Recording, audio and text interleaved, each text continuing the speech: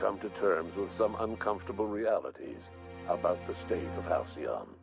While Byzantines were reluctant to surrender the luxuries they'd grown accustomed to, the board's diminished authority gave them little choice in the matter. Nearly everyone had to learn to make do with less. Some even had to get jobs. It was a dark time indeed. Your influence shifted Ellie's perspective. She finally admitted, albeit grudgingly, that she just might need other people. Sometimes. With a steady income from the life insurance payouts, she was finally able to afford a ship of her own. She hired a small crew and flew supply missions to communities on the fringe. Some of them were even legal. Life in Halcyon was sobering for Felix Millstone. The grand revolution he dreamed of never came. There was no great awakening for the colony, no celebrations in the streets. There was only the hard, desperate work of trying to repair a broken colony.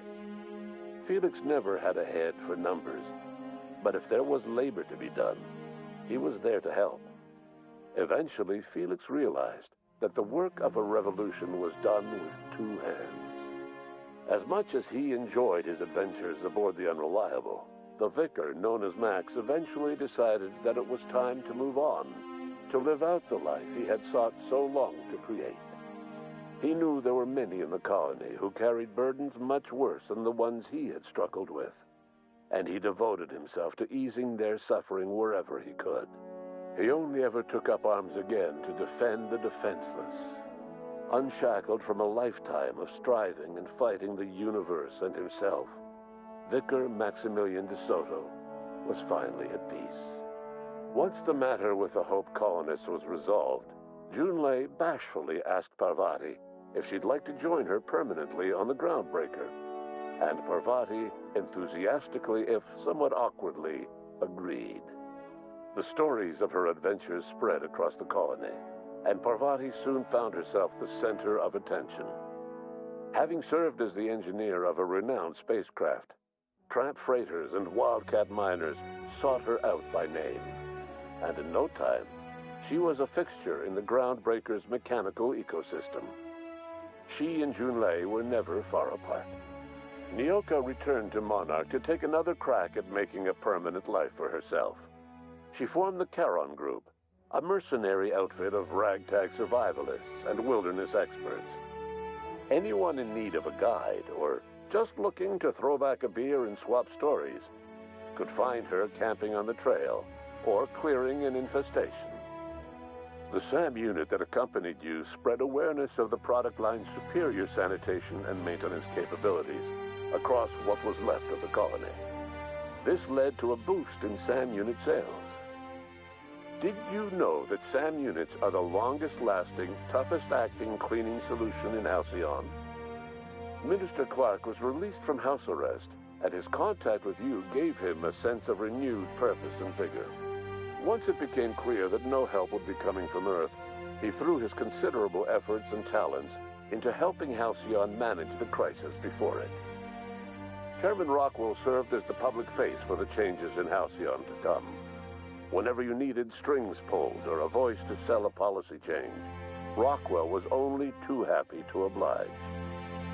As for Dr. Phineas Wells, he spent his remaining years in his orbital lab. He eventually came to terms with his own past and was able to forgive the mistakes of his younger self by devoting his remaining years to serving the colony.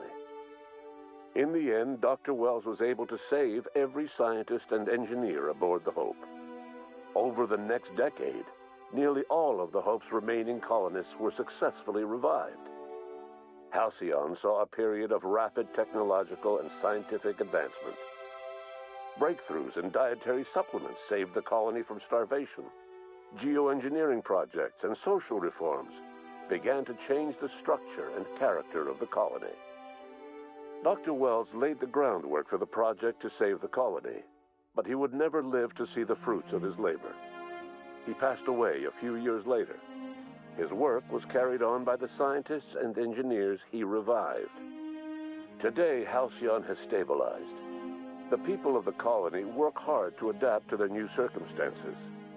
Nearby colonies send aid and supplies. Life will never be easy in Halcyon, but for the first time in its history, there exists a sense of real, genuine hope about the future.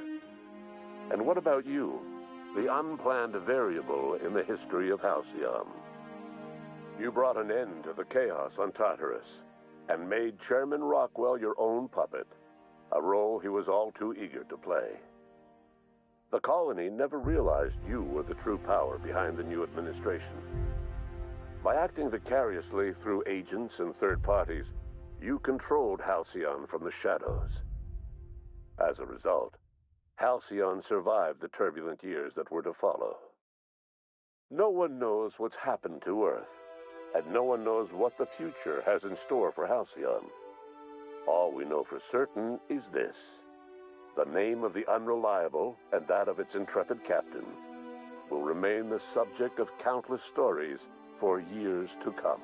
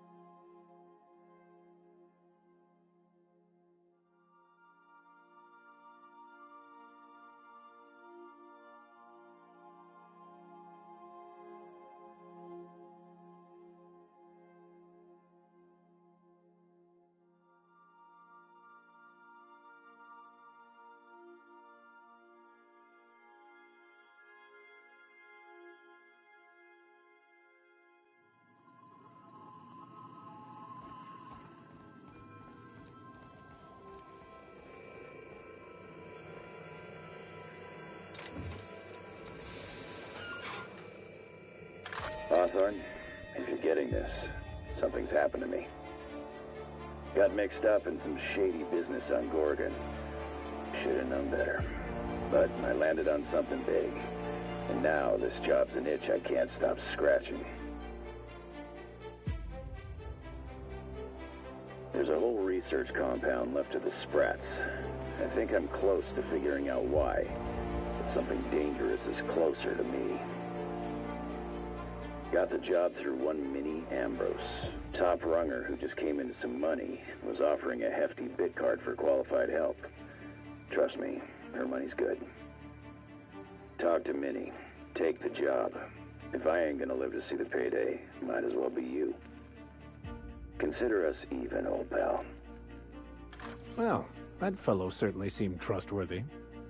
I've gotten jobs from some unusual sources, but this is a first. Congratulations, Captain. I don't mean to sound prim, Captain, but there's gotta be a better way to ask someone to do you a favor. I just want to say, we gotta take this job. This is the closest I ever been to starring in a serial drama. Only thing we're missing is a couple cameras and a soundtrack. At least this won't be boring. Lucky Montoya owed Captain Hawthorne a considerable debt. I believe this is what humans refer to as payback. Captain, the message contains landing coordinates for a small asteroid in the Charybdis cluster. It was recently registered to a Wilhelmina Ambrose.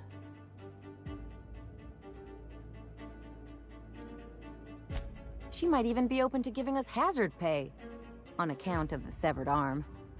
Danger, mystery, severed arms? Count me in.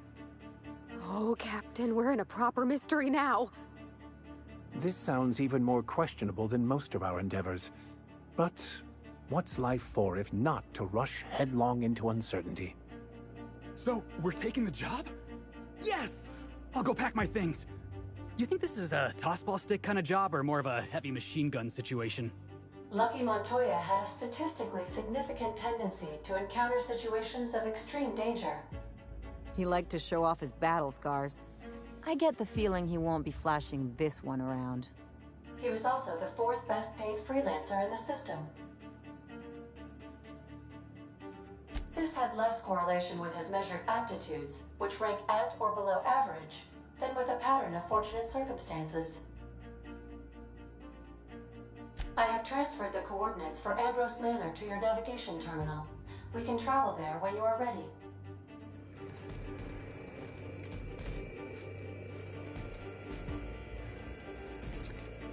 Hawthorne, if you're getting this, something's happened to me. Got mixed up in some shady business on Gorgon. Should have known better. But I landed on something big. And now this job's an itch I can't stop scratching. There's a whole research compound left of the Sprats. I think I'm close to figuring out why. But something dangerous is closer to me. Got the job through one Minnie Ambrose. Top runger who just came into some money. Was offering a hefty bid card for qualified help. Trust me, her money's good. Talk to Minnie. Take the job. If I ain't gonna live to see the payday, might as well be you. Consider us even, old pal. We arrived at Ambrose Manor.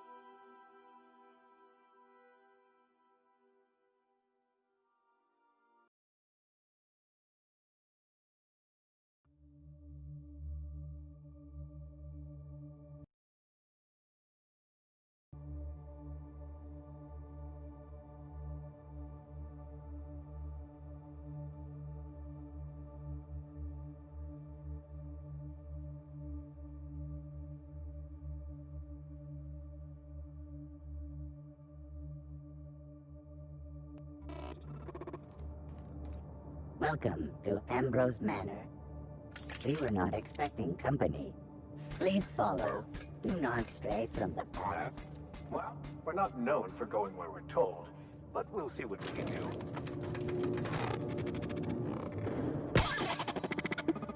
Gotta admit, that was kind of funny. I've never seen a more effective argument against blindly following a preordained plan.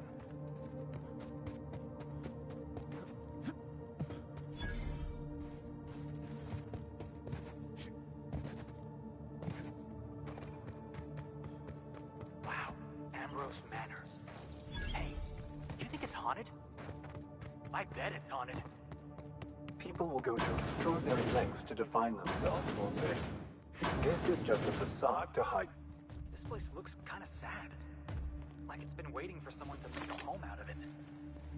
This place has the distinct feeling of a crypt.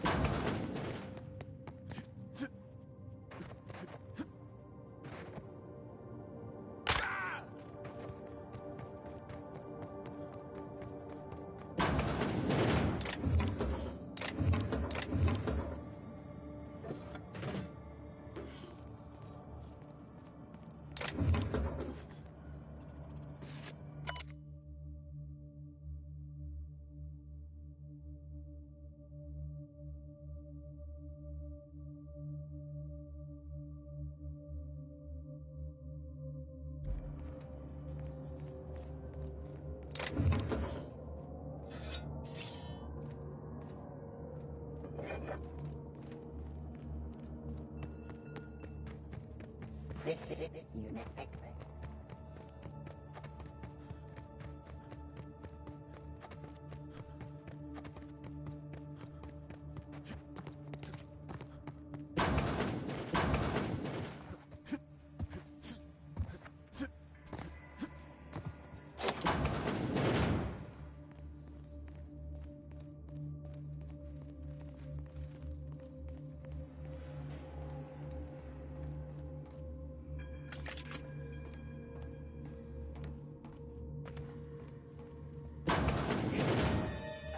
About this sort of thing once.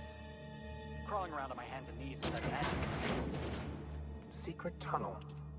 Interesting architectural choice.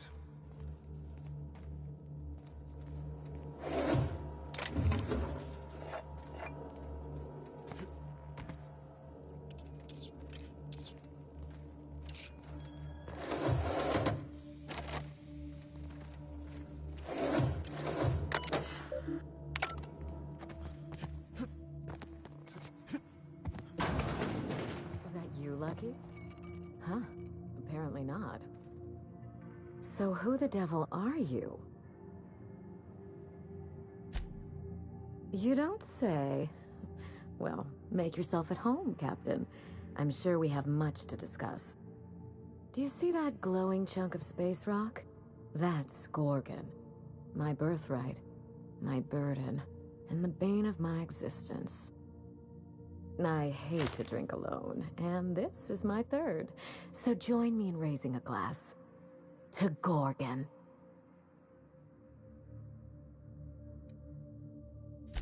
To Gorgon.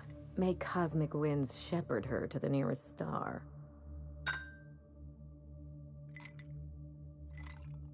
I'm Wilhelmina Ambrose, but you can keep it short and call me Minnie. Nice to meet you too. Wow. Now, what brings you to my house, handsome? I take it you didn't come all this way for the beverages, the starry skies, or the pleasant company. A severed arm.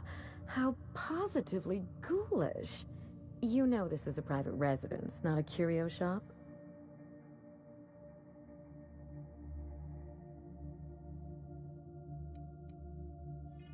Lucky? Oh dear, he's my personal freelancer, my private investigator. I sent Lucky on a dangerous mission to the Gorgon asteroid. Whoever found his remains must have wanted to inform the next of kin. What a time for his luck to run out. We were in the middle of something grand, and I really can't afford another setback.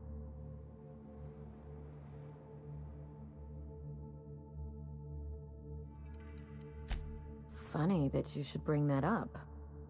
How would you like to be my new freelancer? There's been a recent vacancy, and I think you're well suited to the job. I could get used to people offering us a job at first glance. Usually they just squint at us all suspicious-like. Or reach for a pistol. I don't believe you thought this through. Or much else, for that matter. I'm looking for someone rough around the edges. A gorgeous, dashing scoundrel type. Incidentally, someone good with their hands.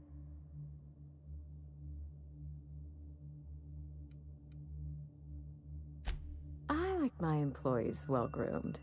Appearances are everything in high society.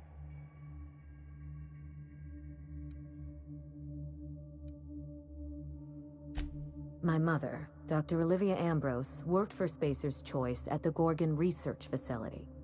She was brilliant, the top scientist in her field, until tragedy struck.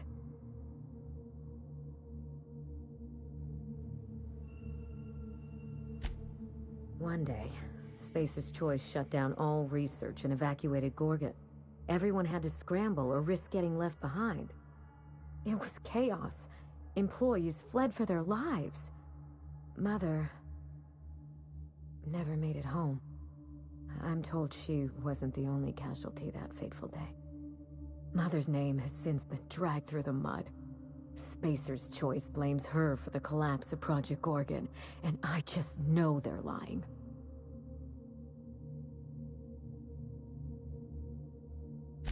Whatever happened on Gorgon wasn't Mother's fault. I simply need the evidence to prove it.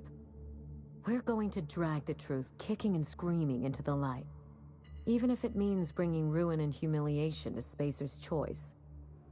All the evidence I need should be in Mother's journal. You can find it in her office on Gorgon, in the heart of the old research facility. I'm not surprised. Between the family drama and the corporate conspiracy, it must feel like you've stepped on a landmine. Speak freely, Captain. I suspect it will prove that corporate greed and incompetence were to blame for the calamity at Gorgon, and not Mother. Mother was a brilliant woman. Difficult, cold, unreachable even, but brilliant.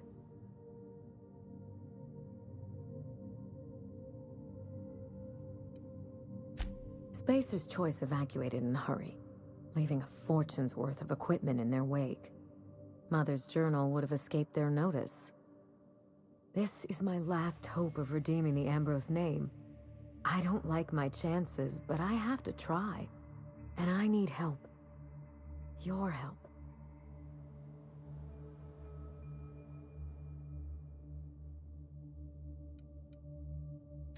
Are you ready to get started?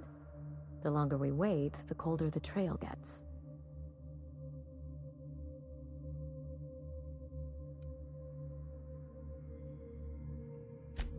I admire your enthusiasm. This manor has echoed with my ennui, and I can feel you breathing new life into the walls. When you reach Gorgon, pack a weapon you trust. The corporate lockdown hasn't stopped the wilderness from squirming in through the cracks. There's a little saloon near Gorgon's landing pad, the Sprat Shack. Lucky was renting a room, so if you want to follow his trail, that would be the place to start. The Sprat Shack? Hope they don't serve real sprats. There's a sprat worse place in the Groundbreaker. Tried it once, and I was sick for a week. Just so we understand each other, money is no object. I'm willing to squander the family fortune if you get me what I want. Between your payment and any salvage you happen across, you'll walk away from this rich enough to buy a mansion of your own. How does that sound?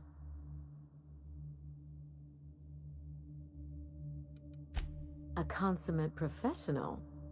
That shouldn't be a problem. Here's your nav key, Captain. Safe travels.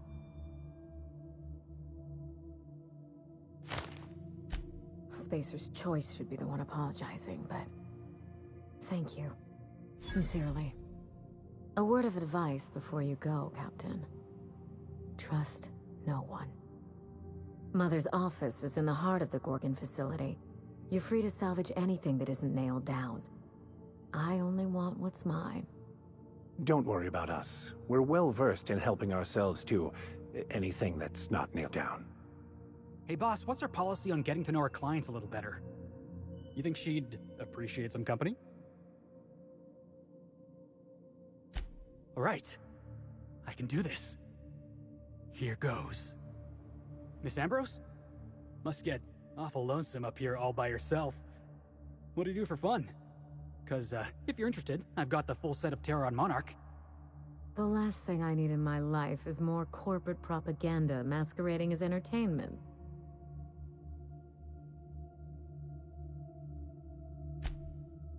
He is?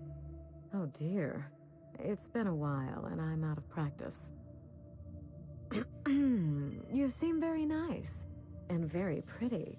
And I'm sure there's a wealthy heiress out there who'd be extremely lucky to run away with you. Alas, it isn't me. Are we in agreement? Hey, no problem. I figured it was worth a shot at least.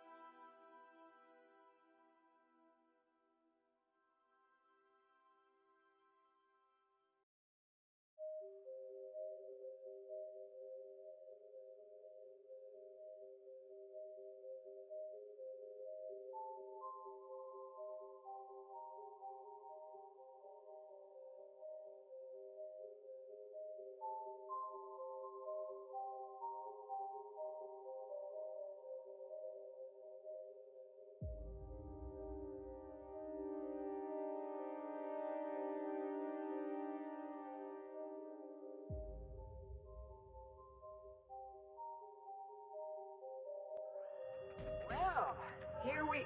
Hey, is that a saloon? I feel better already.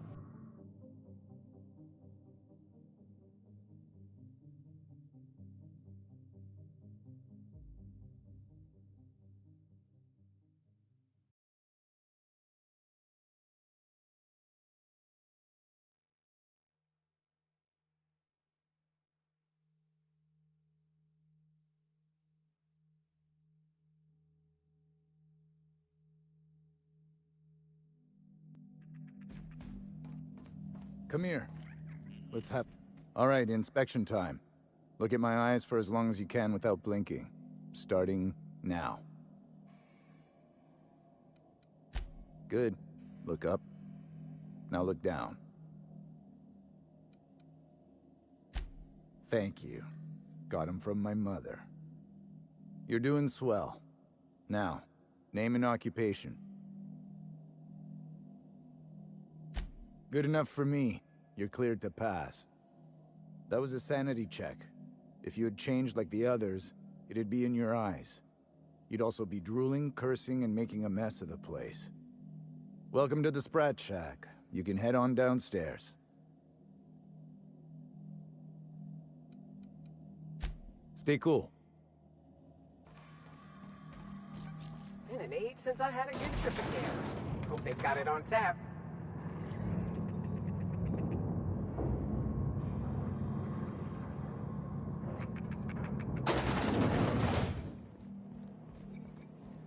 Welcome to the Sprat Shack. First one's on the house, and I won't even water it down. What'll it be?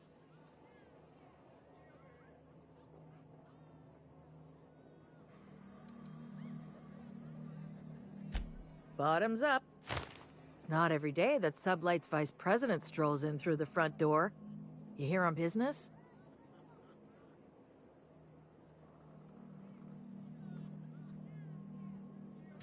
We don't get a lot of you VIP types around here. Let me know if you need anything special. I assume you're here for salvage. Even if I did, I ain't supposed to play favorites. Most of my regulars are Sublight scavengers. They pick over the ruins of Gorgon, spend their earnings at the bar, and head back out the next day. Vicious cycle, but that's life. You're the first new face I've seen in a while.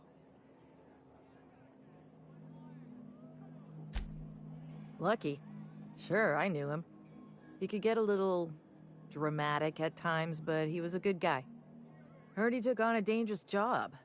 Spent a lot of time coming and going from the Office of Creative Incubation, just down the road. The way he talked about the job, you just knew Lucky had hit pay dirt. Not that I was jealous. Around here, that sort of luck can be hazardous to your health. Awful shame about what happened to him. You know about that? Huh. Word must travel fast around these parts. Last I saw of Lucky was a few days ago.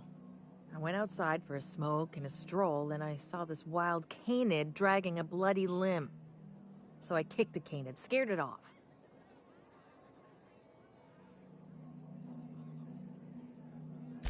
Third floor. Once I figured he wasn't coming back to pay his tab, I left his room unlocked to air it out. You can help yourself to anything you left behind. Fair warning, I've been letting the regulars use it for a quick lie down. Just wash your hands when you're done. Trust me.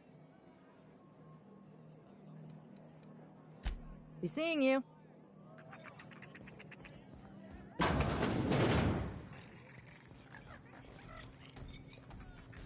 The repurposed aesthetic reminds me of home. Jerome would have loved this place. You don't look like one of the salvagers, no? Don't really seem like the type. You've got the look of someone who's traveled far to get here, and whose journey is far from over.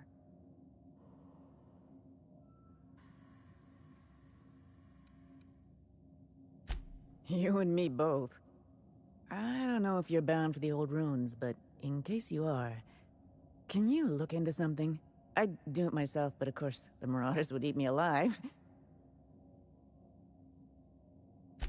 Looking for something out there. Been paying Sublight to help me, but they haven't made much progress.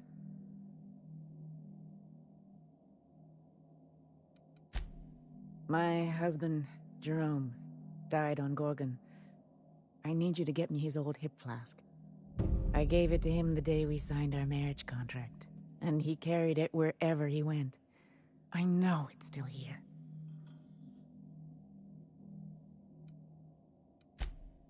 I appreciate it, stranger. I don't expect you to move the stars. Just keep an eye out, and think of me from time to time. I don't have much, but if you help me, there's a little set aside for the occasion. Jerome used to drink with his buddies in a small kitchen opposite the maintenance shed. Might be a good place to check first.